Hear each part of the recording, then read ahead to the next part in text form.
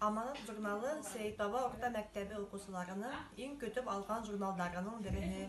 Ел һайын без бөтә мәктәбебез менән ошо журналга язылабыз.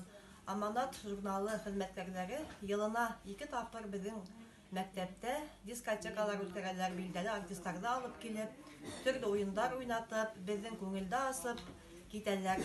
Шулай ук бу журналда безнең мәктәп укучылары катнашабыз, бөтен төрле конкурсларда катнашып, урындар яулайбыз. Һәм бу журналды класс сәгатьләрендә, дәресләрдә кулланырга тырышабыз. Менә безнең 7нче Б классы былтыргы елда бөтен сыйныф менән Аманатка журналында катнашып, беренче урын алгайнык, бөтен сыйныф менән язылып. Әле быелгы елда менә безнең класстың 7нче классы укучысы Гаязова Гөлсәсәк, ошондай велосипед менән бүләкләнүе менән без бөтен укытучылар һәм укучылар бик шатбыз.